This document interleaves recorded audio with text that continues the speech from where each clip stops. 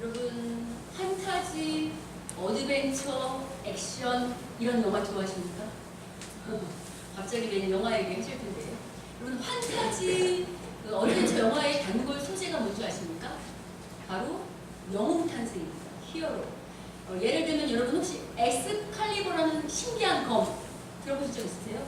네. 아서, 6세기경의 그 영국의 전설의 왕인 그 아서왕의 전설의 검으로 등장하는 엑스칼리버. 그래서 이제 이거 단골 소재로 되게 많이 계속해서 반복되잖아요. 영화나 소설에. 그런 주된 그 내용들이 이런 거잖아요. 자기 신분이 뭔지 모르고 있던 사람이 어느 날 이제 그런 신비한 검, 혹은 신비한 옷, 혹은 신비한 어떤 그 돌이나 이런 것들을 쟁취해서 영웅이 되어가지고 이제 그 당시에는 절대 악의 세력을 물리치고 그 세계를 구한다. 이런 소재들이죠. 이렇게 뻔한 이 반복되는 이 단골 소재임에도 불구하고 계속해서 이런 소재로 영화나 소설이 만들어지는 이유는 뭘까요? 여러분 해리포터 시리즈 들어보셨죠? 인기를 많이 끌죠. 이렇게 계속해서 뻔한 내용인 줄 알면서도 인기를 끄는 이유는 뭘까요? 우리 안에 영웅에 대한 그 동경 심리가 있기 때문입니다. 왜냐하면 사람은 누구나 한 번쯤은 이 세상에서 보란듯하게 내가 영웅처럼 혹은 위인처럼 살고 싶은 소망이 있을까요? 없을까요? 있지요. 그래서 우리는 그렇게 소원을 가졌지만 막상 인생을 살아보니까 영웅이 됐습니까? 못됐습니까? 우리는 안 된 것 같으니까 우리 아이들은 어떡하죠? 우리 아이들만이라도 위인이 되길 바라는 마음으로 아이들한테 무슨 책 사주세요? 위인 좀 사주시잖아요. 그냥 그 낱권짜리 한 권이 아니고 막 시리즈로 50권, 100권 해서 세계를 빛난 백인, 한국을 빛낸 위인, 백인 이렇게 해가지고 열심히 읽히시잖아요. 그렇죠? 그리고 오늘 본문도요. 지금 하나님께서 40년 동안이나 광야에서 버려진 것처럼 혹은 하나님께 잊혀진 것처럼 살았던 그 모세를 다시 부르는 장면인데 오늘 본문의 어떤 이 내용들이 아까 제가 말씀드린 판타지 영화처럼 신비하고 극적인 요소가 상당히 많아요. 그래서 마치 그 판타지 영화에서 검을 뽑을 때 그 장엄한 신비한 어떤 빛, 이런 그 아우라가 나오면서 영웅의 탄생을 예고하는 것처럼 오늘 장면이 꼭 그와 흡사해 보입니다. 자, 예를 들면 여러분 2절 같은 데 보세요. 2절 보면 떨기나무에 불이 붙었는데 나무가 연소됩니까? 되지 않습니까? 나무는 타지 않고 계속 불이 붙어 있는 장면이라든지 또 4절 보시면 모세가 그 떨기나무 근처로 이렇게 오는데 모세야, 모세야 이렇게 신비한 하나님의 음성이 들린다든지 혹은 5절 같은데 여기가 거룩한 땅이다 하면서 네 신을 벗으라 라고 이렇게 말씀하신 이런 장면들은 아까 말씀드렸던 것처럼 마치 오늘 때가 되어 하나님 앞에 신비한 검을 뽑아 절대 악을 물리치는 하나님 나라의 애굽의 왕을 물리치는 위인 영웅의 탄생을 예고하는 장면인 것 같아요. 그래서 여러분 이런 장면을 읽을 때 우리도 기대하는 마음, 설레는 마음으로 읽습니다. 왜냐하면 광야는 모세만 살아요? 아니면 우리도 다 이 험난한 광야를 살고 있어요? 여러분 광야 살면서 그냥 사세요? 아니면 기대하시면서 사세요? 어떤 기대? 내가 지금은 비록 광야를 헤매고 있지만 때가 되면 하나님이 나도 한번 보란듯이 세우실 것이다. 때가 되면 이 지긋지긋한 광야 생활을 접고 그동안에 나를 힘들게 했던 여러 문제들을 하나님이 다 해결하시고 나를 이 산에 우뚝 세우셔서 사용하실 거다 라는 기대가 그런 기대를 가지고 있습니까? 없습니까? 있죠? 여러분 다 소원하시는 바 있잖아요. 그래서 사업하시는 분은 언젠가 때가 되면 하나님이 이 사업의 문을 여시리라. 혹은 직장이 안 열린 분들은 때가 되면 직장을 주시리라.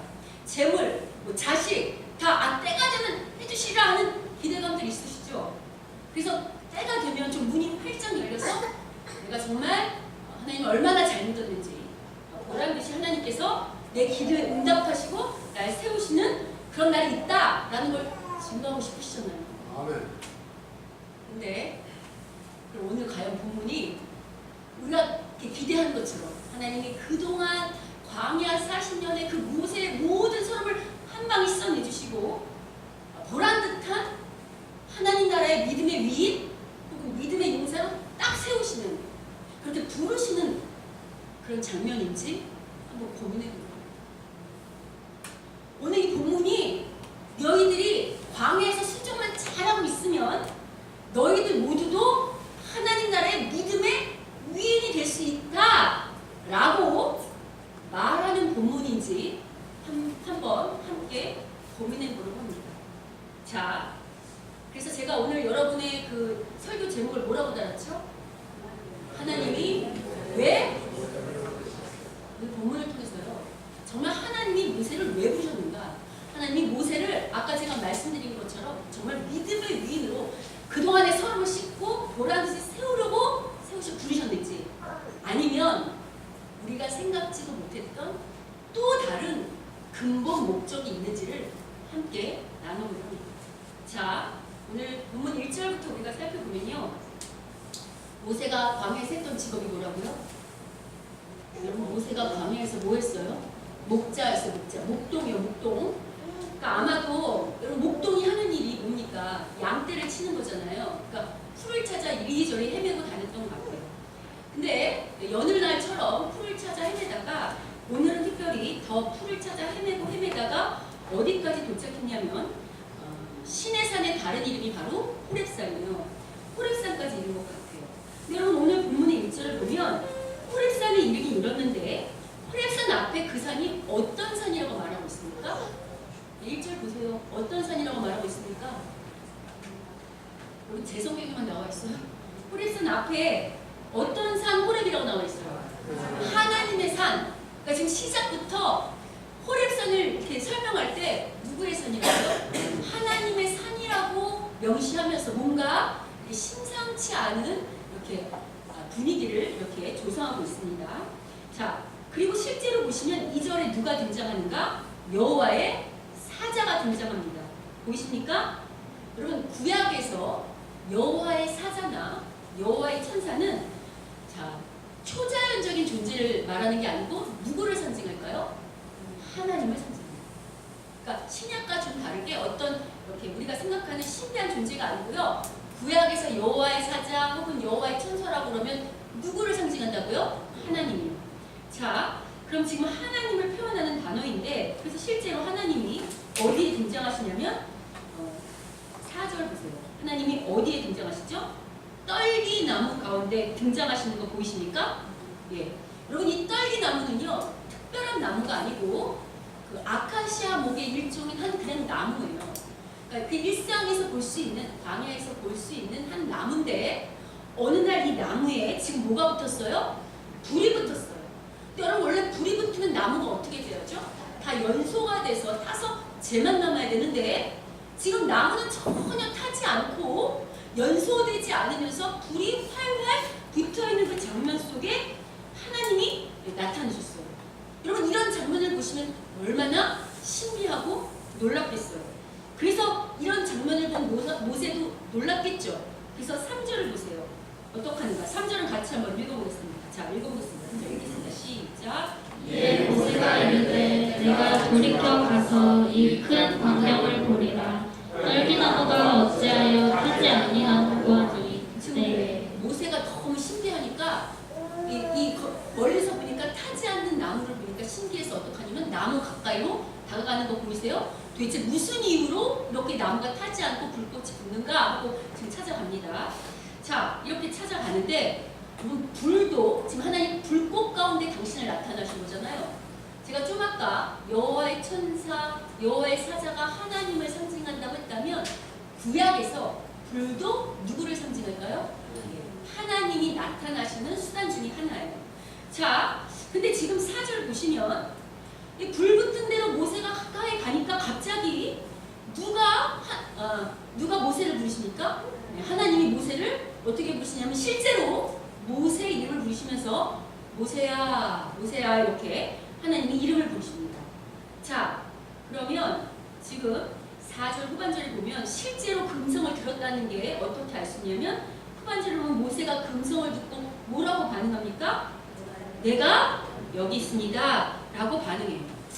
여러분 우리가 이런 장면을 볼 때 모세가 그냥 모세야 모세야 이렇게 부를 때 내가 여기 있습니다 이렇게 했을까요? 아니면 제가 아까 판타지 영화에 그 검을 뽑을 때 아우라가 비치는 것처럼 그것에 압도당해서 무릎을 딱 꿇으면서 하나님 제가 여기 있습니다 하고 압도당하는 그런 분위기였을까요? 예. 성경에는 자세히 묘사되어 있지 않지만 아마 이 활활 타오르는 불꽃, 생전 처음 태어나서 처음 본 이 신기한 광경과 그 속에서 처음 들린 실제로 들린 하나님의 음성에 압도당해서 아마 무릎을 딱 꿇고 정말 하나님 앞에 감히 고개도 들을 수 없는 그런 상황이었을 것 같습니다. 그러니까 여러분 지금 보면 오늘 본문을 보면 모세의 관심을 가장 끈 건 뭐냐면 바로 불붙지 않는 타지 않는 딸기나무였어요. 여러분 그러면 우리가 이런 질문을 할 수 있어요. 여러분 하나님은 왜 하필 40년 만에 모세를 다시 부르실 때 이렇게 신비하고도 특히 이렇게 꺼지지 않는 나무 이런 불꽃 아주 신기하잖아요. 이런 신비한 장면으로 이런 모습으로 나타나셨을까요?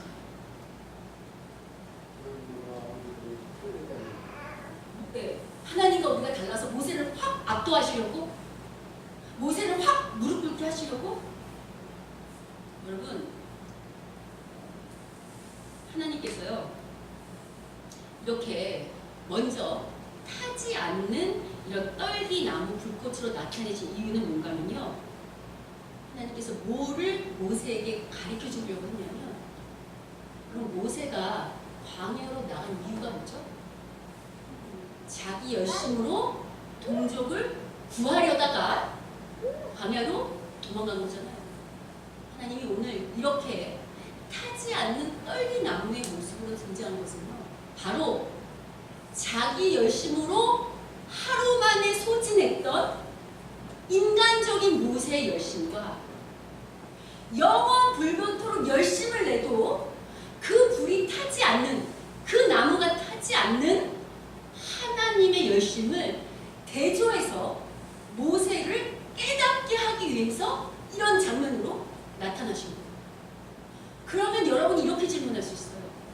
아니 목사님 그러면 진짜 모세가 자기 열심으로 동족을 구하겠다고 애굽 사람을 때리기 이전에 하나님이 네 열심으로 하는 게 아니라 하나님의 이 꺼지지 않는 이런 열심으로 일을 해야 된다고 가르쳐 주셨으면 참 좋았을 텐데 왜 이제서야 가르쳐 주셨습니까? 라고 질문한다면 여러분 지금 여기 우리가 똑같이 여러분들이 제 설교를 듣지만 이제 막 신앙의 첫걸음을 걷는 자가 이 설교를 이해하는 거랑 10년, 20년 예수를 믿은 자가 이 설교를 이해하는 게 똑같을까요? 다를까요? 여러분 이 말씀이 이 자기 열심이 뭐고 타지 않는 하나님의 열심이 뭔지를 구별하는 이 이야기를 젊은 시절에 애굽의 왕자였던 모세에게 아무리 하나님이 나타나서 알려준들 그때는 모세가 깨달을 수 없었다는 것입니다. 그래서 이제 이런 떨기 나무를 보고 아하 이것이 내 열심과 하나님의 열심의 차이구나를 깨달을 수 있기까지는 몇 년의 세월이 흘렀다고 말하는 겁니까? 성경이 40년이요? 여러분 지금 모세가 몇 살이죠? 80세예요. 정확히 말하면 몇 년이 걸렸다는 겁니까? 40년이 아니고요. 80년이 걸렸다는 거죠. 이처럼 한 사람이 참된 하나님의 신앙으로 이렇게 변화하는 데는 참으로 많은 세월이 걸린다고 오늘 성경은 말하고 있어요. 특별히 오늘 하나님이 모세를 부르신 게 아까 제가 말씀드렸던 것처럼 모세를 압도시켜서 하나님과 모세의 차이를 만들려고 하는 게 아니고 하나님께서 모세를 깨닫게 하시려고 했는데 뭘 깨닫게 하시려고 부르셨는지에 대해서는 모세가 오늘 이 부르심에 대한 반응에도 잘 나타나요. 제가 초반에 과연 이것이 믿음의 위임, 그러니까 믿음의 영웅을 탄생하는 그런 장면이냐라고 할 때 성경은 아니다라고 말하고 있어요. 왜냐? 물론 오늘 본문에 나타나지 않지만 우리가 앞으로 계속해서 배워갈 거지만요. 3장 11절 이후부터 4장까지 모세를 부르시는 이 장면에서 모세가 이 부르심에 어떻게 반응하는 줄 아세요? 우리 같으면 하나님, 야 이제 광야 생활 끝났다. 내가 네 문제 다 해결해주고 보란듯이 세우겠다고 다시 부르신 이 콜링에 아멘 하고 손들 것 같은데 모세는 어떻게 하죠? 항변합니다. 자기는 이 출애굽을 애굽을 이스라엘 백성을 출애굽시키라는 이 부르심에 시큰둥해요. 그러면서 뭐라고 하냐면 계속해서 거부하면서 나중에 4장 13절 가면 뭐라고 말하죠? 주여 보낼 만한 자를 보내라고, 나 말고 다른 사람 쓰라고 항변해요. 여러분, 모세는 40년 만에 다시 부르심, 얼마나 그 부르심을 기다렸겠습니까? 근데 이렇게 다시 부르심이 하나님의 부르심을 왜 거절하고 왜 항변하는 것 같은 모습으로 등장할까요? 여러분, 지금 모세 나이가 몇 세라고요? 80세. 특별히 광야에서 몇 년 있었다고? 40년이요. 4년도 아니고 몇 년이요? 40년이요. 여러분, 모세가 광야에서 40년 있는 동안 어떤 심정이었을까요? 아마도 하나님께 버림받은 것 같았고, 외면당한 것 같고, 잊혀진 것 같은 그런 아주 비참한 심정이었어요. 우리 이원수 목사님 지금 예수님 믿은 지 몇 년 되셨다고 하셨죠? 9년째. 지금 아직 10년 안 되셨는데 이집사님께서 종종 저한테 뭐라고 말씀하시냐면 이렇게 말씀하세요. 목사님, 저는 다른 거 기도하지 않아요. 우리 사랑하는 부인 박은희, 우리 딸 유지원이 교회에 나오는 걸 그렇게 기도하는데, 제가 오래 세월 기도했는데, 거의 10년이라는 세월을 기도했는데 하나님은 왜 제 기도에 응답을 안 해주실까요? 하나님은 왜 내 소원을 들어주시지 않는 걸까요? 라고 말씀하시거든요. 그리고 10년 기도하는 것도 왜 안 들어주냐고 이렇게 가끔 한탄이 나오는데, 지금 모세는 몇 년이라고요? 40년을 잊혀진 것 같았다고요. 자, 그러면 40년 광야에 있을 동안 모세가 어땠을까요? 아마 처음에는 곧 하나님이 나를 부르실 거예요. 조금만 참으면 곧 다시 나를 애굽으로 불러내실 거야 하며 기대에 부푼 마음이 있다가도 또 어느 날은 어떻게 이렇게 나를 내버려둘 수가 있어? 어떻게 나를 이렇게 모른 척할 수가 있어? 어떻게 우리 동족이 나를 고발할 수가 있어? 하며 원망과 분노의 마음으로 한탄하며 땅을 치는 날도 있었을 것이고, 때로는 하나님 앞에 그래도 하나님밖에 없습니다라고 하면서 감사하는 마음을 회복하려고 애쓰며 웃다가 울다가 분노하다가 또 분을 사그러뜨리다가, 속된 말로 죄송하지만 아마 40년 동안 우리말로 정말 쌩, 쇼, 쌩 지랄을 했을 것입니다. 근데 여러분 몇 년이요? 40년. 그런 세월이 지나면 어느 틈엔가 이제는 절망과 분노를 넘어서 어떻게 되죠? 사람이 체념하게 됩니다. 이제 더 이상 하나님이 이 문제로는 나를 간섭하시지 않으려나 보다. 더 이상 나를 쓰지 않으시려나 보다. 더 이상 나를 부르시지 않으시려나 보다 라는 체념하는 마음으로 멍한 눈동자로 그냥 하루하루 양을 치는 목동이 되었을 거라고. 그러면 여러분, 하나님은 40년 동안 모세를 외면하고 계셨을까요? 아니요. 모세는 자신이 버림받았다고 생각하는 그 40년 동안 하나님은 하루도 모세를 있으신 적이 없어요. 하나님은 그 40년 동안 날마다 모세에게 간섭하고 계셨어요. 어디 그 증거가 나타나냐고요? 오늘 본문의 6절입니다. 6절을 함께 읽겠습니다. 자, 읽어보겠습니다. 읽겠습니다. 시작. 또 이르시되 나는 내 조상의 하나님이니 아브라함의 하나님, 이삭의 하나님, 야곱의 하나님이라. 모세가 하나님 배우기를 두려워하여 얼굴을 가리매. 여러분이 하나님의 약속이 뭔지, 하나님의 언약이 뭔지를 그럴 때는 이런 구절이 그냥 지나치는 구절이었어요. 근데 여러분이 이제 하나님의 말씀을 제대로 이해하고 하나님의 약속이 무엇인지 아는 자들은 여러분 이 구절을 읽을 때 이 말씀이 말하는 그 은혜의 깊이와 무게감이 느껴지십니까? 여러분 이렇게 나는 아브라함의 하나님, 이삭의 하나님, 야곱의 하나님이라고 말씀하시는 것은요, 하나님이 지금 모세를 광야 40년만 간섭하고 있었다는 게 아니고 모세의 선조들, 모세가 오늘 있기까지 했던 그 조상이 누구?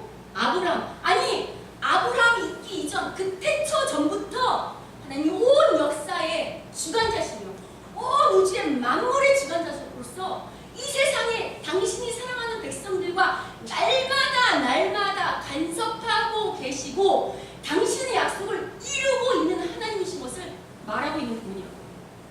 하나님이 이렇게 모세에게 내가 누군지, 내가 너를 외면한 것이 아니고 태초 전부터 너에게 관심을 가지고 날마다 너와 간섭하고 있던 하나님이라고 자신을 소개하고 선언하고 있는 거예요. 여러분, 하나님은요 온 우주의 창조주이신 거 맞으십니까? 하나님은 시간의 주인인 거 맞습니까? 하나님은 이렇게 타락한 인간이 감히 범접할 수조차 없는, 감히 그 앞에 무릎을 꿇으려 인사조차 할 수 없는, 아시죠? 구약에서는 죄인이 하나님 만나면 어떻게 됩니까? 즉사합니다. 그런 하나님이신데도 불구하고 지금 누구를 아신다고요? 모세를 아신다고요. 그래서 실제로 지금 어떻게 부르십니까? 모세야, 모세야 하고 부르시잖아요. 지금 하나님은 육절로서 내가 너를 버린 것이 아니고 날마다 40년 동안 간섭하고 있었다고, 너와 날마다 동행하고 있었다고 말씀하시는 것이에요. 그리고 뭐라고 말씀하시냐면 40년 동안 요놈 봐라, 요놈이 어떻게나 두고 보자. 그동안은 지 맘대로 살았는데 내가 이제 하는 꼴을 봐서 잘하면 다시 부르고 잘못하면 다시는 안 부르리라 라고 했던 하나님이 아니고요, 40년 동안 날마다 모세를 함께 간섭했다고 말해요. 자, 그러면 여러분 이렇게 질문할 수 있어요. 아니 광야에 홀로 내버려 둔 것 같은데 그러면 도대체 하나님이 간섭하신 건 뭡니까? 라고 질문할 수 있죠. 여러분, 하나님이 광야 40년 동안 모세에게 간섭하신 게 뭔지 아십니까? 바로 이게 뭔가, 인생이란 뭔가, 도대체 사는 건 뭔가 라고 날마다 고민하게 하셔서 모세를 탈진시키고 소진시켜서 바로 모세의 힘을 빼시는 작업을 하신 거죠. 40년 동안 뭐 하신 거라고요? 모세의 힘 빼는 작업이요. 왜요? 하나님 백성으로 부름받은 이 타락한 인간이 가장 먼저 해야 되는 게 뭔지 아세요? 바로 이거예요. 빌립보서 2장 5절을 같이 한번 읽어보겠습니다. 빌립보서 2장 5절 읽겠습니다. 시작. 너희 안에 이 마음을 품으라. 곧 그리스도 예수의 마음이니 그는 근본 하나님의 본체시나 하나님과 동등됨을 취할 것으로 여기지 아니하시고 오히려 자기를 비워 종의 형체를 가지사 사람들과 같이 되셨고 사람의 모양으로 나타나사 자기를 낮추시고 죽기까지 복종하셨으니 곧 십자가에 죽으심이라. 여러분 지금 예수님이 원래 누구시래요? 하나님이시래요. 그런데 예수님이 하나님이시니까 하나님하고 맞짱 뜰 수 있잖아요. 근데 그렇게 안 하시고 어떻게 하셨냐면 동등됨을 취하지 않는다는 게 맞짱 뜨지 않는다는 거잖아요. 맞짱 뜨지 않으시고 어떻게 한다고요? 오히려 자기를 어떻게 했다고요? 비웠다고요. 나를 비우는 거예요. 우리는 뒤에 낮추고 주기까지 복종하는 건 차지하고라도 나를 비우는 거 됩니까? 안 됩니까?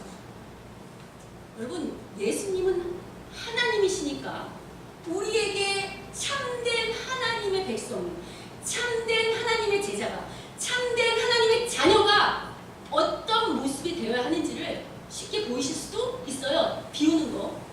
근데 여러분, 타락한 인간은 나를 비우는 거 됩니까? 안 됩니까? 안 된다고 지금 성경이 말하는 거예요. 모세가 나를 비우기까지 지금 몇 년 걸렸다고 말하는 겁니까?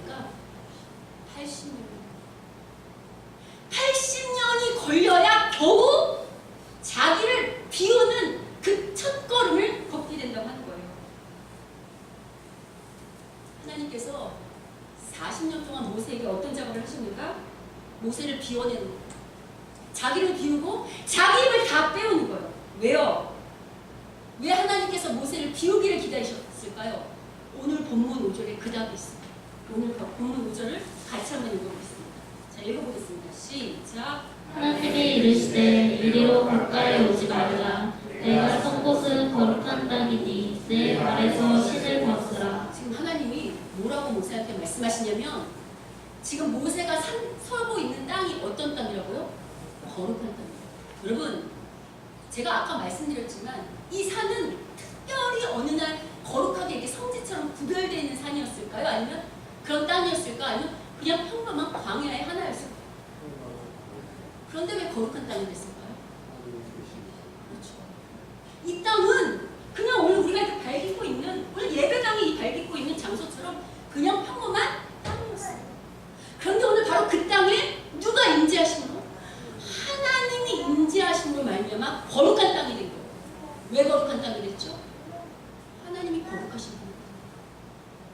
이 세상에 거룩하신 분은 오직 하나님 한 분밖에 안 계시거든요. 근데 그 하나님이 임재하시고 말미암아 거기가 어떻게 됐다고요? 거룩이에요. 그러면 하나님께서 지금 모세한테 신을 벗으라고 하셨던 건 뭐냐면 모세한테 자기를 비우고 이 거룩한 안으로 들어오려면 모세가 어떻게 해줘야 될까요? 거룩해져야 돼요. 하나님이 모세를 다 비우게 하신 이유는 이제 모세를 뭐로 충만케 하려고 하시냐면 모세 속에 있는 자기 열심, 자기 힘, 자기 죄악을 다 버리고 하나님의 거룩으로 충만케 하기 위해서 하나님이 모세를 그동안 소진시킨 거예요. 그러면 여러분 이렇게 제가 질문할 수 있어요. 하나님이 거룩하시니까 거룩으로 충만케 된다는 건 하나님으로 충만하게 된다는 거죠. 여러분 하나님으로 충만하게 된다는 건 뭘까요? 그렇죠. 신약에서 말하잖아요. 우리가 하나님으로 충만케 된다는 건 뭐에 충만케 된다는 거죠? 성령으로 충만케 된다는 거예요. 그럼 성령으로 충만케 되는 게 뭘까요? 여러분 성령 충만 달라고 기도하시잖아요. 아니 기도 열심히 하시잖아요. 그럼 성령 충만이 뭔지는 알고 기도하셔야죠. 그렇죠. 이래서 배워야 돼요. 우리 지난주 직분자 세미나 할 때 배웠죠. 성령으로 충만케 한다는 것은 기적을 일으키거나 어떤 은사를 갖는 것이 아니고 바로 이 성령의 9가지 열매. 한번 읽어보겠습니다. 사랑부터 시작. 사랑, 대화, 화평, 오래 참는, 자비, 양성, 충성, 온유, 절제. 하나님이 우리를 뭘로 충만케 하고 싶다고요? 하나님의 사랑, 하나님의 희락, 화평, 오래 참음, 자비, 양성, 충성, 온유, 절제. 여러분 이건 다 누구에게 속한 성품일까요? 우리한테 이런 게 있다고요? 타락한 죄인들한테? 아니요. 이건 누구한테만 있을까요? 하나님께요. 하나님은요 지금 모세를 일시켜 먹으려고 이 출애굽시키는 야 내가 출애굽만 시켜라. 그럼 네가 열심히 일한 만큼 보상해줄게. 월급 제대로 줄 테니까 출애굽만 해라 하고 일시켜 먹는 일꾼으로 부른 게 아니고요. 먼저는 이 모세 자신이 이처럼 하나님의 거룩한 성품으로 채워지는 하나님의 참된 사람이 되라고 부르신 것입니다. 따라서 여러분 성경에서 여러분이 좋아하는 위인들 있잖아요. 여러분 성경에 어떤 위인을 좋아하세요? 우리 이건사님 어떤 성경에 어떤 인물이 가장 좋으세요? 없으세요? 존경하는 인물 없으세요? 우리 황경진 성도님 어떤 인물 좋으세요? 성경에 없으세요? 저는 어릴 때 다윗하고 바울 엄청 좋아했거든요. 나도 다윗처럼 돼야지. 나도 바울처럼 돼야지. 근데 여러분 착각이에요. 성경은 위인전이 아니에요. 성경이 모세나 바울이나 다윗 같은 사람들을 내세워서 우리에게 말하는 건 뭘 말하려고 하냐면 원래 이 사람들도 너희처럼 타락한 죄인이었다. 그런데 타락한 죄인이 하나님의 손에 붙들려서 자기를 비우고 누구의 것이고 하나님의 거룩으로 충만해져서 그 하나님의 열심으로 충만해져서 하나님 일을 감당하는 자가 되었노라.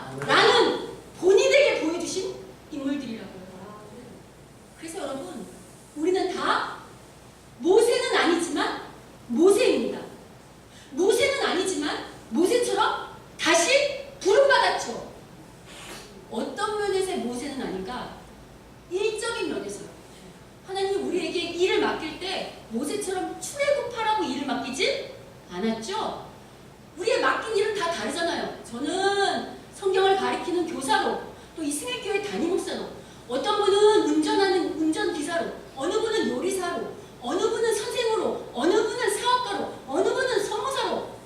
일은 다르죠. 그런데 모세처럼 부름받았죠.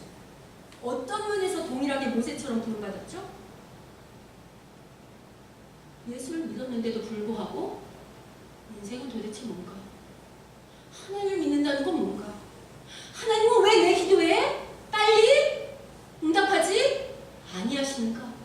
하나님, 내가 이토록 간절히 기도하는데 왜 내 소원에 응답하지 아니하는가? 하는 탄식하며 절망하며 분노하며 체념하는 그 험난한 광야길을 걷게 하는 그런 모색과 같이 우리도 그런 인생을 살게 하시잖아요.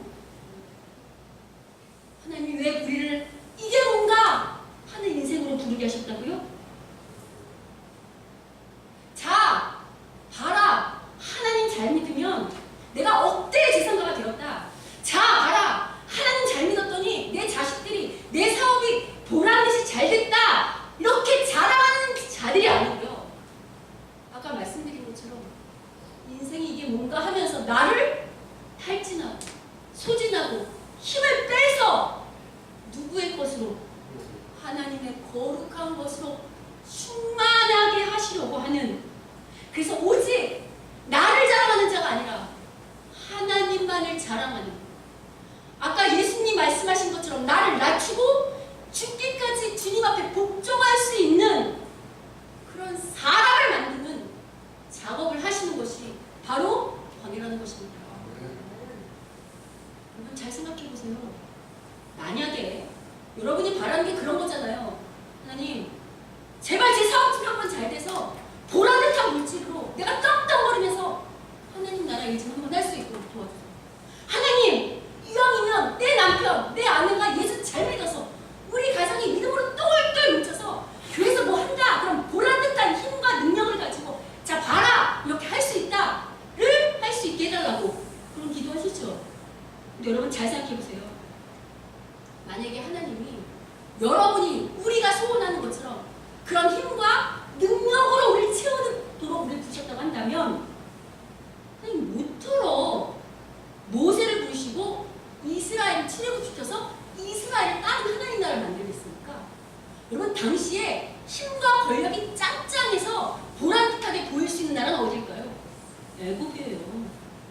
애굽은 당시에 강력한 군사, 강력한 부, 강력한 여러 가지 능력을 갖고 있던 나라라고요. 그러면 그 나라를 하나님 나라 들어서 봐라! 하나님 믿으면 이렇게 부자 되고 군사력도 강해지고 짱짱해진다 하시면 되잖아요. 근데 그렇게 안 하시고 왜? 종되었던 이스라엘을 불러내시고 그들에게 광야에서 작업을 하시고 그들을 가나안 땅을 차지하게 하시는 이런 힘들고 어려운 작업. 여러분 아시는 것처럼 이스라엘이 하나님 말이나 잘 됐습니까? 불순종하는 백성이잖아요. 왜 그 백성을 다시 만들어서 가나안 땅에 세워서 이스라엘이라는 하나님 나라 백성으로 세웠는지 고민해보세요. 하나님이 이스라엘 백성을 시내산 데리고 갔을 때 맨 먼저 그들에게 당부하셨던 정체성의 말씀이 뭡니까? 바로 이겁니다. 출애굽기 19장 있죠. 한번 읽어보겠습니다. 읽겠습니다. 시작. 너희가 내게 대하여 제사장 나라가 되며 거룩한 백성이 되리라. 하나님이 이스라엘 백성을 처음 부르자마자 강조했던 게 뭐라고요? 제사장 나라가 되고 어떤 백성이요? 여러분 거룩은 뭐가 거룩이라고 했냐면 히브리어로 카도시 해서 어떻다고 했죠? 구별되는 거예요. 세상과 구별되는 백성이 되는 것이 이스라엘을 부르신 근본 목적이라고요. 그래서 여러분 이제 제발 부탁인데요. 저희 교회 성도님만큼은 하나님을 자랑할 때 이제 이런 자랑은 그만하셨으면 좋겠어요. 내가 예수 믿었더니 집이 몇 채 생기고 빌딩이 몇 개 생기고 내 자식이 승진하고 진급하고 건강이 좋아지고 나아지고 물론 하나님이 그 복을 주셨죠. 근데 여러분 이런 걸로 하신다면요 어떤 일이 발생하냐면 만약에 여러분이 내가 하나님한테 복 받아서 빌딩이 몇 채 생기고 자식이 잘 나가고 건강이 좋아졌다고 열심히 자랑을 하는데 그 간증을 하고 그 자랑하는 바로 그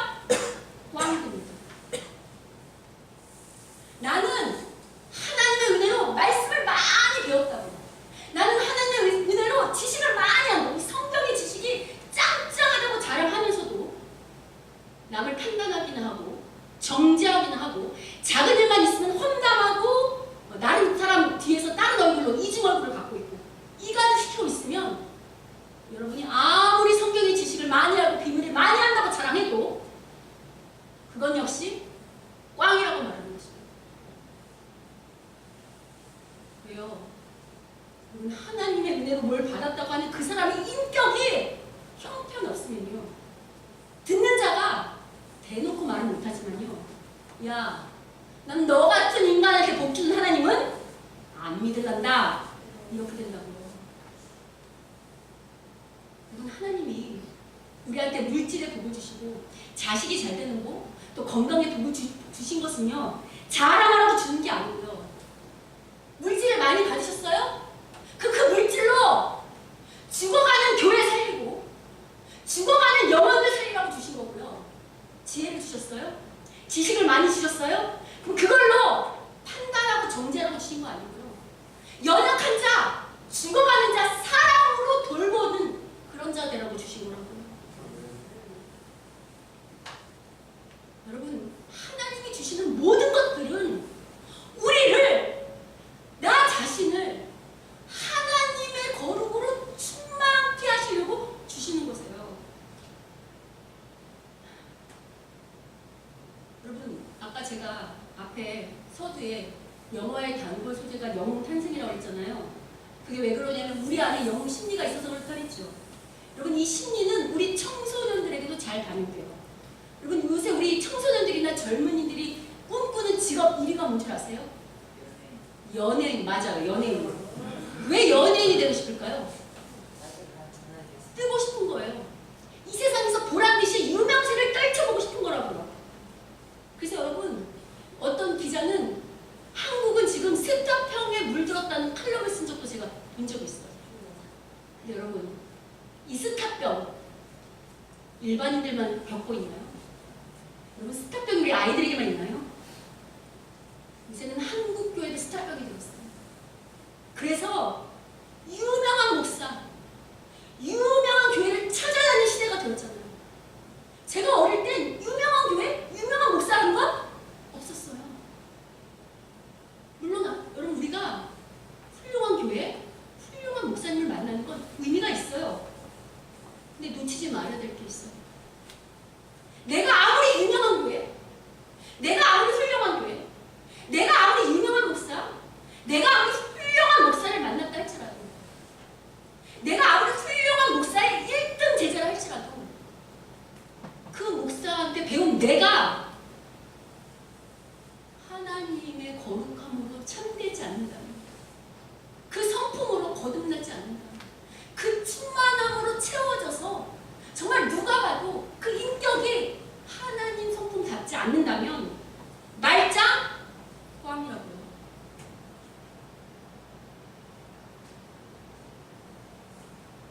아무리 교회가 훌륭해요, 아무리 교회가 유명해요, 내가 훌륭해지지 않으면 아무것도 아니라고 오늘 성경은 말하고 있어요.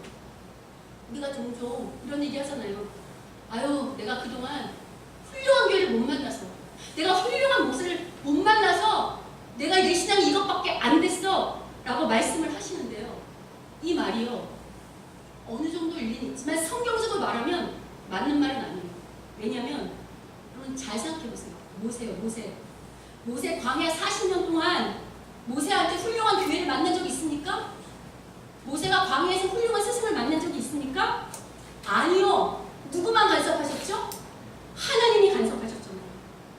하나님이 광야에서 모세에게 하신 게 뭐라고요? 힘 빼기요. 여러분, 기억하세요. 하나님이 광야에서 모세에게 하신 게 뭐라고요? 힘 빼기요. 나를 비우고 하나님 더 충만해요. 그럼 잘 생각해보세요. 어쩌면 여러분이 그동안 나는 왜 이렇게 지지리도 교회복이 없나? 나는 왜 이렇게 지지리 목사보다 없나? 라고 했던 그 세월 동안 실은요, 그 훌륭하지 못하다고 생각했던 그 교회, 아니 못난 교회, 못난 목사를 통해서 뭐 하신 건 줄 아세요? 여러분의, 아니 우리의 이 잘난 척하는 이 고집불통인 이 열심, 이 주장, 이 고집을 꺾어내는 힘빼기 작업을 하신 거라고요.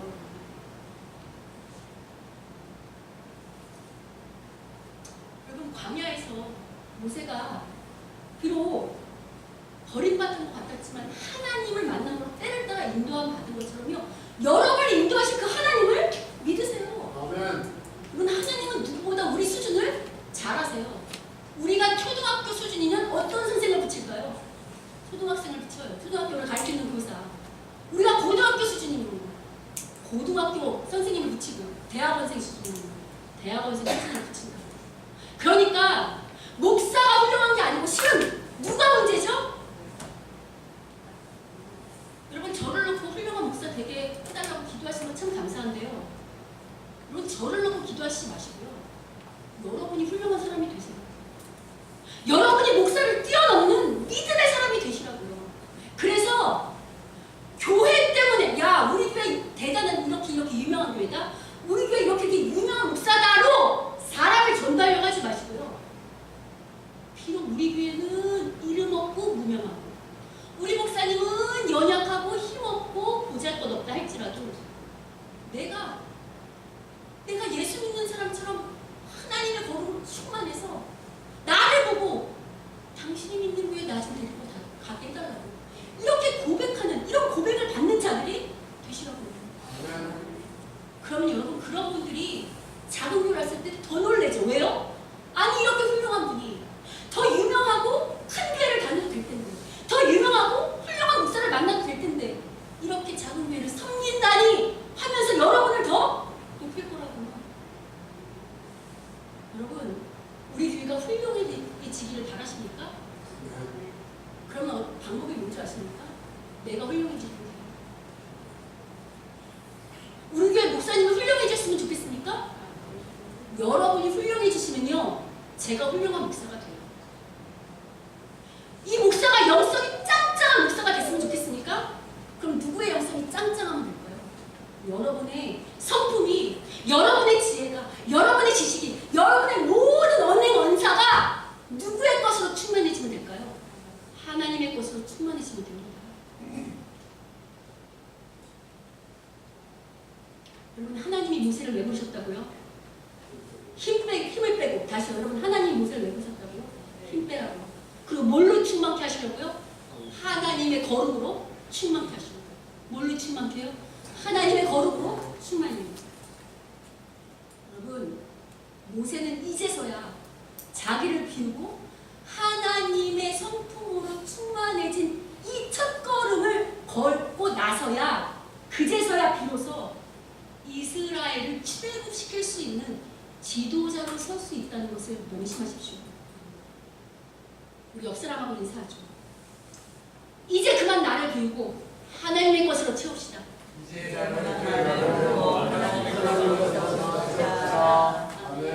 자, 한 번만 더 할게요. 이제 잘난 척 좀 그만하고 겸손한 사람이 되시다. 네. 아멘. 여러분 제가 인사말을 얼마나 많이 고민하면서 쓰는 줄 아세요? 제가 여러분은 그냥 웃으면서 아 이제 그만 잘난 척 겸손한 사람이 됩시다 라고 말할지 모르지만 저는 이 한 줄 놓고 30분 1시간 동안 하나님 제발 이 부족한 목사로 그 우리 승일교회 한 성도가 정말 성경에 말하는 이런 사람이 되게 해달라고 정말 간절히 기도해요. 이 기도 제가 하는 걸까요? 아니요. 성령께서 우리를 그렇게 시키시는 거라고요. 바라기는 우리 승일교회 모든 정말 한 사람 한 사람이